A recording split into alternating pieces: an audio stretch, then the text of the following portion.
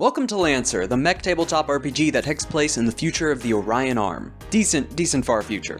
Because while the date itself says just in the 5000s, it's not starting from 2000, it's quite a bit of a dark age in between, starting up the calendar again. It's been a lot longer than just that initial date. But amongst the Orion Arm are the Galactic Powers, some of the Megacorps, some of the Hegemony, and some of just feudal knights and crazy crusaders. But while there are some other videos that go into some of these a bit more in depth, and some are planned for later on, this video is a really quick fire round through a bunch of them. Now, it's not covering every group, nor every individual or political party within the hegemony or different areas, just namely the Galactic Powers, or the big players, essentially. So, where to begin but the heads of the hegemony itself, CENTCOM, THIRDCOM, Union. So Union, which is what most of the source book ends up following the main perspective of, namely because it's just, well, part of the naming scheme of it, the hegemony. It's everywhere. Or it's trying to be everywhere. The hegemony and above all unity of humanity so it doesn't fall in on itself in a dark age again, being the inheritors of Earth, some of its old tech, and is what allowed it to kind of push out from the galaxy, alongside a little bit of intervention from another figure. Though the reason I also bring up THIRDCOM is short for committee, the Central Committee. The best way to think about Union, especially THIRDCOM, is less a global galactic superpower, or country or nation of some kind, and it's more like the EU. It's trying to hold together all these different independent systems into, again, the hegemony, to keep humanity together for travel, trade, and its path to utopia. Though this is namely THIRDCOM's ambitions, unity has not left them between first, second, and third, but the utopian pillars definitely are a bit of a new thing. But in general, pretty A+ good guys. If you like Star Trek and the Federation, they're quite up your alley, though that isn't to say they don't have flaws, but that's for their own video, and actually going to be mentioned a bit later. Though, for the people that came before them, CENTCOM. Now, CENTCOM itself is pretty much gone. Though the reason I bring up CENTCOM is that their influence can still be felt, and they still have influence within Central Committee, and just the diaspora, and a particular manufacturer. These guys, these are the ones that said, oh, let's make an entire galactic superpower with this gift we've been kind of given. But it's CENTCOM that ended up building a lot of the infrastructure that THIRDCOM now uses. But as a faction in its own source, a lot of their influence is going to be talked about in this second period on the state of the galaxy, but they're pretty much gone. Okay, now one of the other weirder galactic powers. The Aunic Ascendency. Or the Acumen. They're having a bit of a religious dispute, or theocratic dispute, I guess. A multi-system separate galactic empire, and a space theocracy based off the fact that they also have psionics to some extent. Less psionics in the exact word and more just weird metaphysical powers, which is what allowed them to actually keep that edge above Union and keeping their own unity. Also distance. Good comparisons, Bene Gesserit. Kind of. And worshipping of Met-On, which is a figure that just appeared over the planet itself and had described to them the firmament and revealed all these secrets of the universe. Who knows what the truth is about that? Now, the Karrakin Trade Baronies. Do you like Imperial Knights? This is the closest thing you're getting to Imperial Knights. And not in the sense of actual structure or building, but in the fact that they're noble houses that have mech pilots. They're a bit more than that in the fact that they had a 5,000-year head start against Union, which can still be felt, but again, Union got that little buff from a friend and just wiped the floor with their navy at the time. Would have beat Union if it wasn't for the fact that they founded themselves on Cradle. Union, that is, and had all the old tech of old humanity. Because the Karrakin Trade Baronies, as described in the book, tear apart stars for power, crack planets for the minerals, and all the crazy high-end— they have a ring world. High-end galactic infrastructure. Mega projects. Though as of modern times, they weren't necessarily conquered by Union, they just struck an accord. So they're kind of a client state, so a lot of Union's laws and utopian pillars have a really loose grasp and presence on Caracas, and its interest. Alright, now the Voladores. They are strange. Not necessarily a big galactic conquering power, but it's the fact that they're one of the more technologically advanced groups. Namely because most factions have to deal with Union's monopoly on blink gates, allowing, FTL. When it comes to the Voladores, they just have FTL. Nomadic space group that stay within their stasis suits, really weird proportions, debatably human, also Spanish, which is fun. Fun in the sense that you get to use that naming scheme for everything, but also it's so far in the future that classical Spanish just isn't recognized anymore. Spanish weird eccentric space nomads. Now, onto some of the megacorps. GMS, for the most part, under Union. THIRDCOM, one of its more political instruments. less of a faction in its own right. Kind of one and the same, a part of Union. Just think of it as a branch. Though with that out of the way, some of the other factions. SSC. Smith Shimano Corpo has a bit of a Japanese aesthetic, VR, eugenics program, the Gucci Ferrari of the setting and equipment, stealth, genetics, cybernetics, and trying to advance the human form and bring it above its current station. Almost cult-like. Really weird. IPS-N! Amazon! IPS-N. 30% of all Union shipping. Railroad barons, just in the high future with spaceships. Everything being a bit industrial, trying to put off this blue-collar vibe and feel, but their planet is anything but, it's a tropical paradise. Shipping and space industry, or if you just want the vibe, hard space shipbreaker just on a larger scale. While a lot of these other corporations have another subtle goal, even GMS to an extent, IPS-N is really just in it for the money. And control, like monopoly on all shipping. Harrison Armories, where a good chunk of people from Setcom went, and are the military-industrial complex. To the point that Union itself also employs a lot of their different chassis and mechs alongside other systems. Though there is still private in-house stuff they only use for themselves. Has its own army, its own legions, its own navy, though if you want to boil it down, it's really the I'm doing my part, which is a thing they actually have. If you did military service, you have a better standing within the armories. Okay, now one of the manufacturers, but not a megacorp, Horus. A really disjointed, no one quite knows what it is, but it definitely has its fingers in the OmniNet. Messing with paracausal stuff, messing with NHPs, and just random printing and terrorizing. It can range from a cult, rogue NHP, to just the equivalent of Space 4chan. In what they're doing and who they are and where they are, Alpha Legion vibe, really. Though, less a faction, kind of, has their own cult, responsible for a lot of things, and already referenced throughout some of these points. Ra. Or Monist 1, or Metatron as well. So, keeping it very, very brief, humanity was screwing around with simulations of the galaxy, and a single error had entirely caught the attention of a paradoxical eldritch math being. Not entirely accurate to what it is, just know that rounding error essentially came to life in the universe and now can mess with things. What's important about it is its impact on Union history, in that there was actually a big conflict, a bunch of crazy stuff happened, it's where what we call NHPs come from, not important right now for this, but it forced the first contact accords, which just had a few things that need to be taken note of, which is don't study Ra directly, and don't attempt decorporealization, so don't make a person into a machine. Also, Ra has a cult. The book doesn't have much on them. Fill in the blank. Ra's weird. Though it will just physically appear as Deimos over any group or planet that's actually trying to do this, as in break the first contact accords. Doesn't end well. Now that's very brief, maybe got some vibes across. Definitely needs more detail on all of those, but you've got a rough impression of all of these different symbols and what they mean. We're about to get a little more. So, what's the state of the galaxy and where all these things fit in? First up, Ra. It's an ominous thing no one wants to get the attention of. There's cults to it, there's some weird attachments to it, NHPs, a lot of it's... Some think of them as children, pieces of it, aspects of it, leftovers. Eldritch math kept in computers to allow a lot of modern tech to function. But outside of that, Ra's just kind of always a threat that's looming and has intervened in the past, not just in its one event. So something good to keep in mind. Though, back to Union and Third Com. It's been centuries since the Revolution and Civil War, which has left Union in a bit of a state. Put it this way. On the galactic scale, it's fighting over what were called the core worlds, about 10% of humanity, the 90% of the diaspora, and anything outside of Union. Union's armies fighting each other over the core world, Setcom going to some extremes and using TBK weapons, which... But eventually Third Com takes its place and downsizes its military, which was already cut down because of the Civil War. Because of after the immediate fervor in kicking out Setcom and hunting them down, they really wanted to pull back on direct intervention because Setcom itself was a conqueror. Third Com did not want to be that. Still doesn't, which is part of the Utopian Pillars. Its goal is to use soft power and the infrastructure left by Setcom to try and, again, just have unity through the sense of Union is normal. It is always here, it is present, which also leads into GMS, which is just the Galactic Standard of technology, a nationalized corporation, which Union itself has pulled back so much politically and militarily, you'll probably see GMS before you even see anything Union-based. Because really, the standard stuff in the diaspora or anything outside of a core world just has one Union administrator, and that's even just possibly. Sometimes they're just at the local station and not even on the world. Which leads into some of its problems. Because there's this thing called gray space.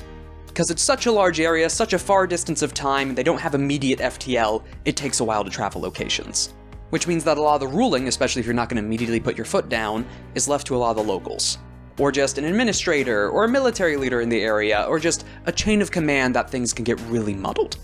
Because yes, ThirdCom's goal is really noble, trying to make utopia out of the state of the galaxy, but they're trying to do it just from convincing. And it's in these layers upon layers of rulers, judgments, laws that a lot of different groups can get away with a lot of things. Things that go directly against the pillars. And the reason SecCom didn't have too much of an issue with this is that if something didn't go with SecCom, well, guess whose navy was going to be in orbit above your planet? With legions of clone soldiers and TBK weapons. Oh, yeah, you're gonna listen. Very authoritarian, put it that way. Though that's one of the big issues ThirdCom is facing, namely just with its own policing of things. Is its last response is anything military. It is always going to seek some kind of diplomatic or soft power resolution to an event, which a lot of the other galactic powers are taking advantage of. Don't get it wrong, it still has a monopoly on FTL and navies protecting all of those stations with their own people in charge. You want to get from a system to system? Go through Union. They have things like the OmniNet. You want to communicate to anyone in faster than light? You have to go through Union. Want access to a galactic central bank? Go through Union. And still has enough of a navy and military to be able to intimidate. The issue is it's spread thin. While a lot of these other spaces, powers, and megacorps have to just hold on to their space or individual planets and systems, Union is trying to hold the entire hegemony together. And a force that is actively fighting that, the Aunic Ascendency. The other human empire on the border of the hegemony around Boundary Garden, with strange things that they talk about in the firmament, allowing them to bend reality a little bit, having these specialized individuals that are both religious leaders and the equivalent of a psyker, which is what it allows the Aunic Ascendency to actually keep up with Union a little bit, but also its distance. Its planet itself, Honest, is actually really cool in the fact it's basically the equivalent of just mega cities everywhere, and sprawling churches and cathedrals and statues, populated moons with the equivalent of hive cities on them, a densely populated area, mass religious migration. It's actually pretty neat. But the big thing about them is that SecCom and them had a bit of a spat. SecCom sent Piston 1, which is just a mass kill cloud sent to their home world, hoping to annihilate it after the first Aunic War. Though, it's ThirdCom, what can go wrong? Oh, the Aunic Ascendency is actually the replacement in coup for a religious schism, which has boiled over into nearby system and Union space, sparking the second Aunic Union War. Not to mention the other big human power, which is technically a client state now, but pretty much independent, the Karrakin Trade Baronies, which has the strange benefit of technologically keeps a lot of its tech to itself. Because it's not a corporation, it doesn't sell things, but it does have foundries within its own territory that it makes. It buys from other manufacturers, but its big thing is not a product, it's a service. It is resource extraction. Not just from the system itself, but the fact that they have the technology and the galactic infrastructure to be able to extract. And you might be wondering, okay, this is already quite some tension between a basically feudal system on a multi-system-wide scale and attempts at utopia. Not to mention the initial wars at the start, which led to them becoming a client state in the first place. Client state for a few reasons, though. Because even within the source book, it mentions that Karrakin Trade Baronies holds the key to Union's vast wealth for its utopia. If the Karrakin Trade Baronies pull out, stop their production, stop their resource harvesting, Union's gonna have some problems. If you want massive sprawling cities, noble houses and mech pilots and navies, and just this medieval, futuristic, industrial baron, that's the Trade Baronies. And it isn't just within the core Caracas planets themselves. The Trade Baronies themselves have a lot of investments, people, and organizations outside of their own space, keeping up that resource extraction going. Which also leads to tension between Union and the Trade Baronies, as within CENTCOM, the Trade Baronies have a big section of its central committee. Part of the initial deal that was struck after the second conflict. But part of the issue is some of its own internal politics shifting things around, and also ThirdCom's potential weakness in the way it's not acting to what they're doing. Because while SecCom would come in with an entire navy right away if Caracas was doing anything strange, the Trade Baronies now are really pushing the limits on where they can go with ThirdCom, as there's been a new bar set. ThirdCom allows them to get away with a few more things. Not in the sense in an allowance, but just the fact that they're not willing to intervene, which is where a lot of the tension between those two groups is coming from. Not to mention, most people within Caracas or Karrakin space believe that old Caracas is the proper center of the galaxy and not Cradle. They are working with Union, they are not a part of it, and Cradle is not the seat of power. The Voladores. Really strange. I bring them up because of what they did. So when FirstCom was going around and expanding throughout the galaxy in the Orion Arm, They came through, gave the different star charts, they were traders with independent colonies that were already going on, and seemed to just appear out of nowhere, and are really secretive. But the big one is those star charts, allowing Union to actually spread real quickly. They disappeared when Setcom was trying to force their way onto their vessels and ships to get their tech and to force them into Setcom, but they just vanished. And vanished for thousands of years, but now, in Third Com, they seem to be appearing again. Which is just another set of travelers, independent traders, and people that can affect the diaspora. Though also one of the ships finally selling Harrison Armory some of their tech. SSE, the Constellar Worlds, has a series of planets that has its own main manufacturing line, and is trying to push for this strange goal of human ascendancy. Through breeding programs, and hunting down genetic mutations. To the point that they have entire forces and diplomatic corps that head out to different worlds and try to convince local populations to join them. They try to do it subtly, and only really come in with a military force to make sure that the local authorities will just step out of the way and let them take people. Or let people come, depends. Most of the time it's inviting and just being very convincing or almost cult-like, but they have just kidnapped people on occasion. Actual galaxy-wise, and the stuff that's going on, is the fact they want to really kidnap people from the Aunic Ascendency. Those strange Psyker-esque folk, which is probably going to get them in a lot of political hot water real fast. Not to mention supplying tech-wise, they're basically a part of the Karrakin Trade Baronies at this point. When it comes to what you see there, as a lot of their gear and products are made there, and there's even SSE campuses around the Trade Baronies. IPS-N, controlling trade, taking more trade, strangling the long rim. It's namely just trying to trade, push, and just allow these different resources to move from place to place. Big recent thing-wise, though, is the fact that they're actually helping Harrison Armory in a place called Boundary Garden. No, it's not Boundary Garden, what is it? Though territory and influence-wise, when it comes to IPS-N, it's both in the 30% of all shipping it owns, but territory-wise, it only has one system and planet, Argo, Navis, and Krina respectively, but it's the fact it's not in the plans and systems you should be looking at. It's the stations, it's all the ships, it's the things that aren't just its own shipping, but are just all its brands and infrastructure. Not to mention it does also have its own security forces, which are pretty much private militaries as well, or one-man armies. Harrison Armory, the imperialist, the military-industrial complex, the backbone of most militaries. Tech-wise, at least. Now it gets away with a lot of stuff, kind of like the Trade Baronies as well, namely because it has a lot of people backing it inside CENTCOM. Which is the whole point of the whole CENTCOM, a lot of them turning to Harrison Armory. It's also the fact that it gets stuff done. Harrison Armory is the one that is going to have a military that goes out and takes a world. It doesn't just actually conquer it, there's a lot more that goes in between it, most of the time. But it's the fact that it is aggressively imperialistic, having what it calls the Purview, which is its own set of worlds that it already plans on adding to the Harrison Armory space. Territorially, in both just infrastructure and actual size and influence within space, it outclasses almost all the other manufacturers and it's pretty much its own galactic power. A thing that is an actual rival to the Trade Baronies. Not in the sense like, oh, it also has similar influence in similar places, but no. It's near their space, and they're actively fighting over different worlds.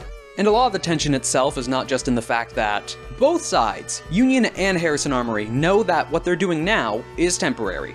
They're working together, and at some inevitable date, they both know they're going to fight each other. Ideologically and how they pursue different things go just in different directions. There is going to be conflict, but at the moment, it's beneficial. And then Horus. Cyber attacks, randomly going around screwing with NHPs, breaking into illegal facilities, experimental tech, randomly printing it and sending it to people. It's just all over the place and chaos. To the point that it's felt through almost all of Union space, namely because it exists in the OmniNet. It doesn't have its own territory or planet, it's just these different groups and Horus cells that just enact their different plans. I mean, plans is the best way of putting it, because it varies so wildly on what they do.